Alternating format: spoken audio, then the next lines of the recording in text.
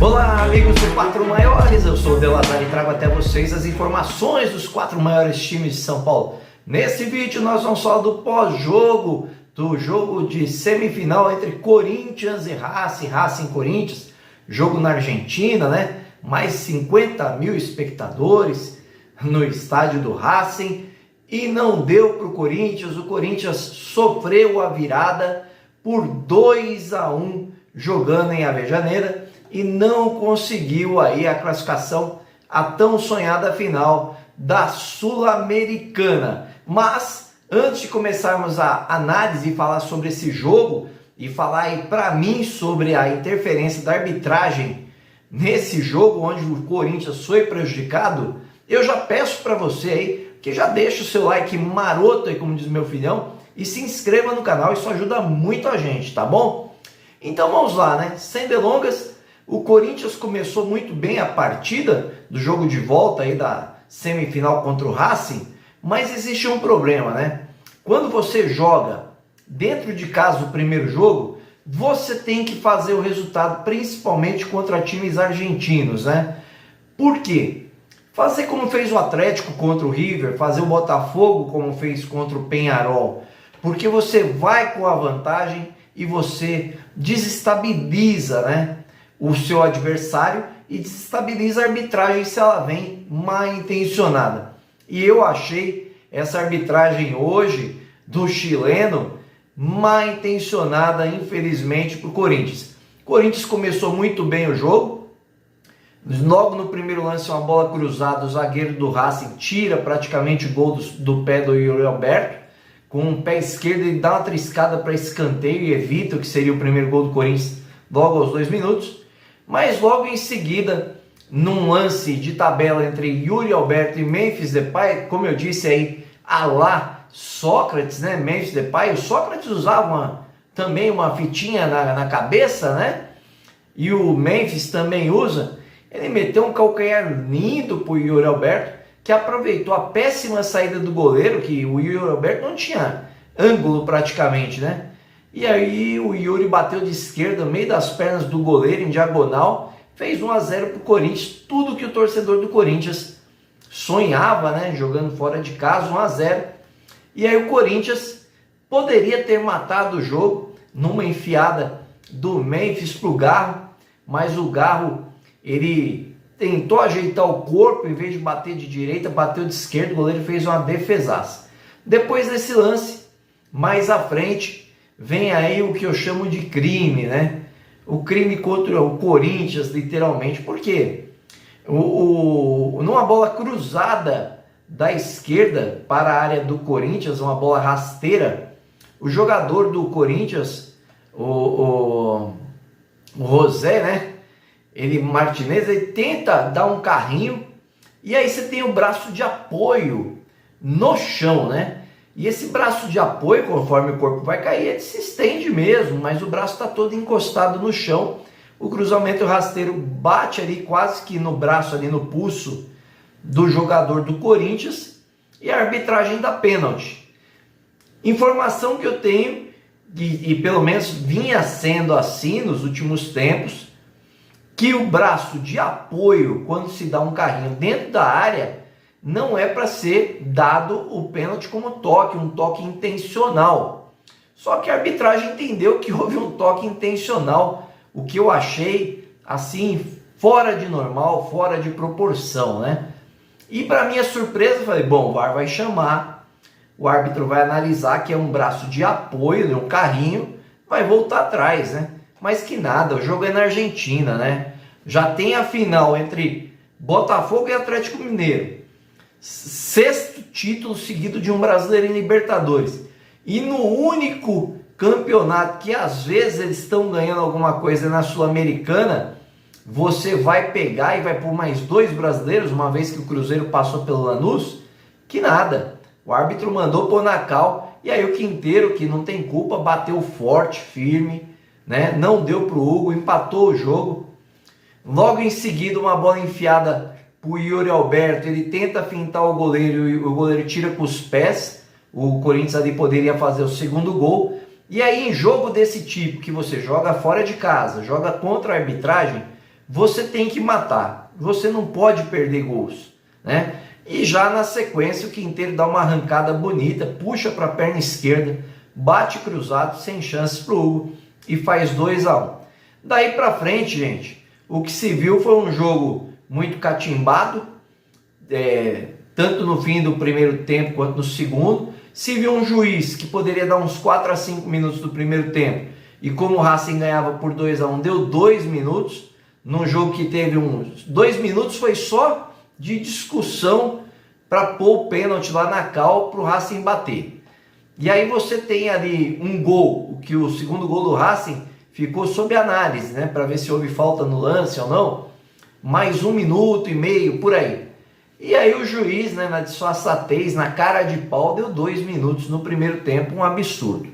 No segundo tempo, aquela coisa da arbitragem que ela vai atuando ali, vai minando, né? Teve lance que o Corinthians ia bater falta com a bola parada, ele mandou voltar porque estava 30 centímetros pro lado, o cara pôs pro lado, mas pôs pro lado errado, ele mandou voltar mais 30 e aí ele tomou 1 minuto de jogo. O jogador do Racing para bater no lateral, depois dos 35 minutos, demorou quase 1 minuto para bater um lateral. Aí ele veio com aquela conversa, né, e deu um amarelo, aí acabou, não quero mais cera. Não tem jeito, né? É a velha história de você falar castelhano e falar português.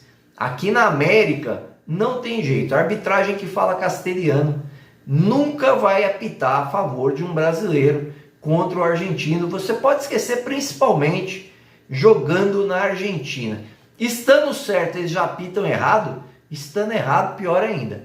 Então, o Racing catimbou, a milonga argentina no que deu, tentou jogar algumas vezes, se defendeu, o Corinthians tentou algumas mudanças, né? Tirou o Memphis ali, colocou o Thales Magno, entrou Coronado, mas de nada adiantou. Na realidade, o Racing fechou a casinha depois do 2-1 e venceu por 2-1 com uma forcinha da arbitragem num pênalti para mim inexistente. O Bidon no fim ainda poderia ser expulso, perde a cabeça, dá um carrinho na bola e deixa o pé para pegar o joelho do adversário.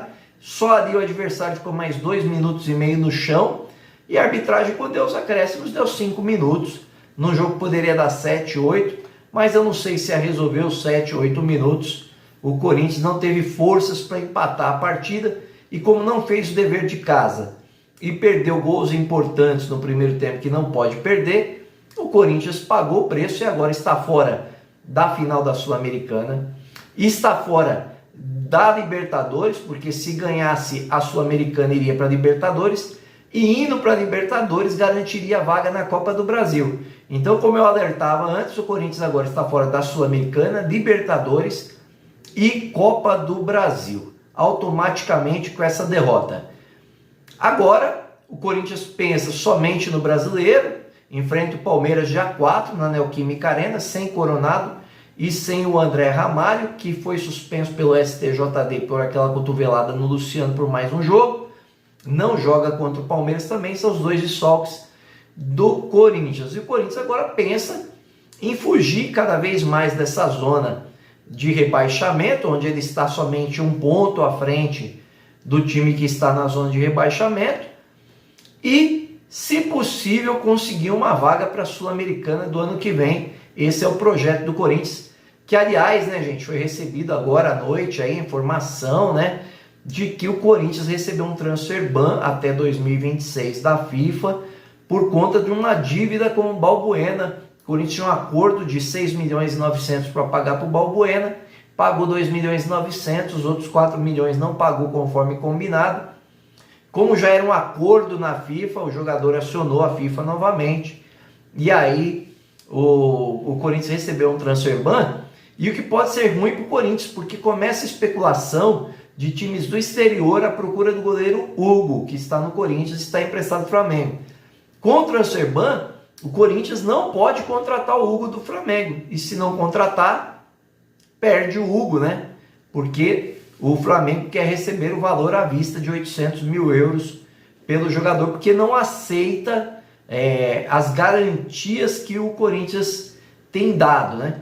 E aí quando vem o transfer ban, você tem que dar razão ao Flamengo, né? Por quê? Porque o Corinthians não está pagando nem os seus acordos. Como é que vai pagar uma compra que não te dá garantia nenhuma? Dá um garantidor que já não pagou uma parcela do Mateuzinho, pagou atrasado. Então, o Corinthians, num momento delicado, né, financeiramente, deixou de ganhar uma boa grana. Se chegasse aí a final, né, já garantiria pelo menos 2 milhões de dólares. Mas é o Corinthians que agora tem que concentrar. O Ramon Dias, que nunca havia perdido no campo do Racing, não é o cilindro, né? Perdeu desta vez, foi eliminado. O Racing quebra o tabu e o Corinthians continua com o tabu de não vencer o Racing. O Racing agora tem 8 jogos contra o Corinthians, com 6 vitórias, aliás, com 5 empates e 3 vitórias do Racing. O Racing fez aí 12 gols contra 7 do Corinthians. Tá bom, pessoal? Então, em termos gerais, se tivesse que dar uma nota boa aí da melhor apresentação pelo lado do Corinthians, o Memphis Depay, enquanto esteve em campo, deu uma linda assistência de calcanhar, e o Yuri Alberto pelo gol e pela tentativa perdida.